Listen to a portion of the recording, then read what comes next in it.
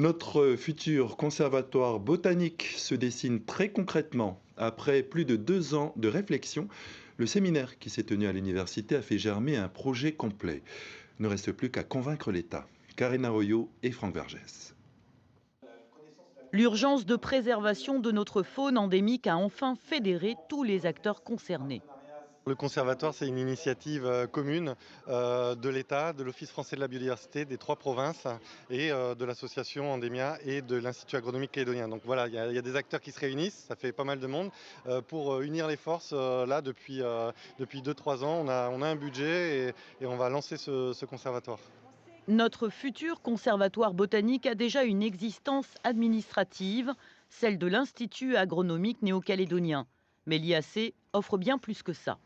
L'IAC, c'est déjà des experts, c'est déjà des techniciens, c'est déjà des serres, il y a des banques de graines, il y a la capacité à multiplier des plantes et il y a des capacités de recherche aussi. Donc là, il y a toute une composante du conservatoire qui est déjà présente, mais il y a aussi d'autres composantes du conservatoire qui sont présentes ailleurs, comme à l'herbier de Nouméa, comme à l'Agence néo-calédonienne de la biodiversité. Donc l'idée, c'est d'arriver à rajouter de la plus-value là-dedans et de la structure et un lien vraiment à toutes ces actions.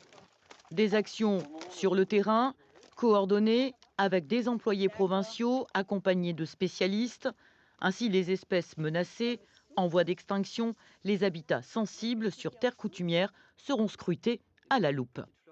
On avait la présence notamment du Sénat coutumier, on avait la présence d'acteurs qui travaillent auprès des coutumiers, vraiment pour faire la force de la culture et par rapport à l'environnement, aux enjeux environnementaux. Donc ça, c'est très fort ici en Nouvelle-Calédonie. Et ce projet, indispensable à la survie de notre endémisme, sera déposé sur le bureau du ministère de la Transition écologique l'année prochaine. Un budget plus conséquent que l'actuelle subvention pourrait changer la physionomie de notre territoire en danger.